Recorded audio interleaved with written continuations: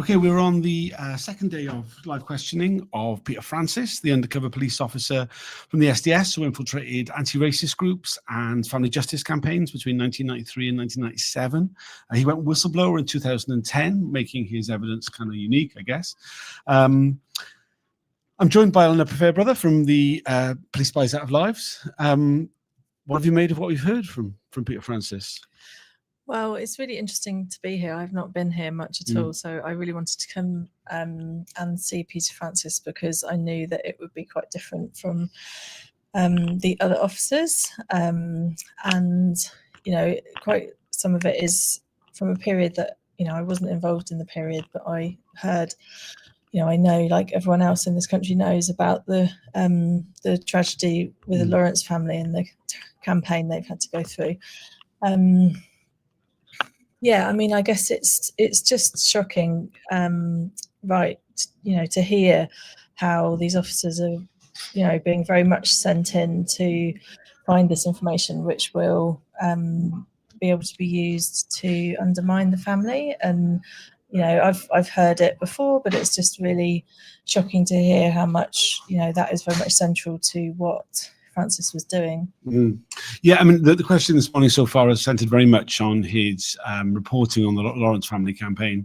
I mean, it's very detailed in comparison to a lot of the questioning on other issues. Again, we have this thing with the inquiry where they pick certain issues and then they really focus in on them. One of the things was, you know, was he tasked to infiltrate the Lawrence family? He said, well, no, that his managers knew that he wouldn't be able to directly infiltrate them. He was sent to infiltrate an anti-fascist group in Kingsway College, to infiltrate Youth Against Racism in Europe, and that, you know, therefore he would be close enough in order to give these reports on the family justice campaigns, not just the Lawrences, others as well, but the Lawrences being the big one. He talked about some of the rumors that he reported, and he talked about how these wouldn't have been written down. There was quite an old school approach within the SDS, that like things that couldn't necessarily be proven or were rumor. I mean, he said that Doreen Lawrence didn't have her own registry file, so reporting the fact that he'd heard the rumor that she'd been out partying the night of Stephen Lawrence's murder, something which wasn't true, but she was at university, that he'd never knew else to write it down, so it would have just been orally reported, and it would have been a sign within the SDS that there was intelligence finally coming from the Lawrence family campaign, because they didn't have any before. But like, you get the impression from Bart, this isn't good enough. They're looking for a smoking gun. Yeah, but yeah, I found it really interesting the fact that they don't write this stuff down. It's yeah, why not? Why are they not writing it down? Because even if it isn't, even if it's a rumor, that's the start of, you know, and then they can disprove it. Like I had the feeling of also, were they not writing it down because they knew they shouldn't be going for this sort of information as well? And yeah, that is, you know, kind of evidence of culpability, that the police knew what they were doing was wrong.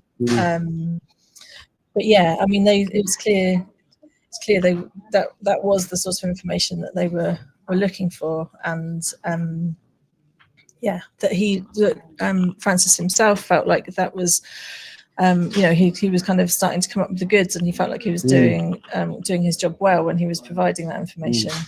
Yeah, very much. He talks about like kind of the need to do well being his greatest downfall. He's a very different witness to any others we've seen, really. There's a lot of reflection. He stopped to kind of say he knew it was put to him that it was inappropriate to report this kind of thing on a grieving mother. He was like, yes, absolutely, and I apologize. He said, oh, he'd been criticized by Doreen Lawrence for not showing any empathy. He said, I don't have any empathy. He said, you know, that his PTSD meant he's unable to express empathy, which was kind of strange. Yeah, I mean, he was keen to correct some of the evidence we heard from Lewis, which was last week before, about the fact that he didn't wear a leather jacket. He'd been advised by animals, by which he meant the SDS officers who infiltrated the animal rights movement, not to wear leather, and that he didn't like heavy metal, didn't wear slogan T-shirts, and you know, really kind of pointed to Lewis as the source of the rumors, which I mean, we do get this situation at the inquiry where when there's disagreements between witnesses about how things happened, you kind of get this, it almost comes across as sour grapes, really, that, you know, well, he called me a fantasist. Well, I think he's a fantasist. But yeah, absolutely. And yeah, it's really marked to me how different Francis is from other witnesses. And I, you know, that yeah, I hope it really sort of demonstrates how much this kind of the unit is still very much sticking together, and is you know, officers are coming here and you know, other officers are not talking frankly or candidly. They're just saying that they forget everything, and how much the unit is still working together to kind of protect what it was doing. You know, at the time they were working to kind of be able to keep on with their racist behaviour by kind of blackening the name of the Lawrence family, and now they're trying to be able to keep going with it by being by not talking forthrightly and actually not really being open to the inquiry and open giving their account frankly. So I hope the inquiry also sees the difference and reflects on it. Absolutely. We had one suspension in the broadcast today. We were told it was a breach. We thought it was a code red, which is a particularly high breach. We sat around trying to work out what it could be. The time period in question referred to when Francis was talking about going through all the CCTV footage and stills footage of Dwayne Brooks on a demonstration where there was a rumor that he'd caused some sort of criminal damage, some property damage. And he said, oh, I'd done this before. I'd done this when I was in B Squad. And we went, oh, is it this? Is it this? As it turns out, there was no breach. That in fact, the breach was been a false alarm and there was no breach.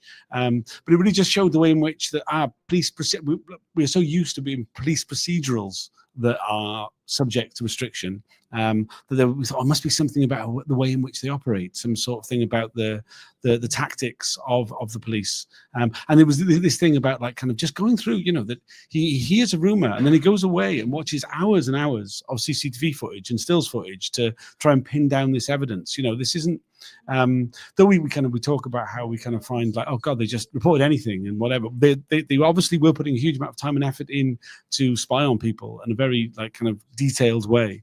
And that must be really difficult for the Lawrence family to hear, that the police are putting in that much time to look for evidence, to blacken their campaign at a time where they weren't, you know, putting in the hours to find Stephen's murderers. Yeah, I mean, that was quite interesting, actually. There was one sort of section where he said, Barr said to him, I just want a yes or no answer. Was there any request for intelligence to assist in the murder of Stephen Lawrence through the SDS? And he went, yes, with a caveat. And he said, well, kind of the caveat. And I think this kind of infers this is something to do with the other area, the area we aren't allowed to talk about in the inquiry. I think it's pretty obvious what that other area is. I'm kind of loath to actually say out loud what it is because it's kind of suggests that I might break restriction order, but it's obviously the other area of SDS deployment that would have been of interest around this that was not the left-wing involvement. I think that's obvious what I'm talking about. But that does make the evidence quite stunted. There's a lot of times where he names an officer by writing it down on a piece of paper, passing it forward. He kind of talk about, well, in the other area. It's a bit confusing, I think, for a lot of people, that. Yeah, I found that particularly confusing just arriving this morning and sort of wondering, why I thought we were allowed to know officers' ciphers if we weren't allowed to know their names. So we're not even allowed to know that. There are a limited number of officers who do not have a cover name, a real name released, but they also don't have a cipher. Their evidence is gisted, it is put together. HN86 at one point, so Peter Francis said that HN86's extreme racist tirades were to do with a previous posting. And that previous posting was referred to in this gisting that gists together all these officers in the other area, where he was in a violent and notorious violent and racist unit. That's the police unit rather than... Well, I mean, we're not allowed to say. It's a ridiculous situation, but yeah, okay. Yeah. It's only a short break. We should be going back in soon. Is there anything else you'd like to add? No, except it's really interesting. Come on down. Yeah, please come on. There's plenty of space in the public gallery. I'll do another video at lunchtime, but until then, thanks for joining.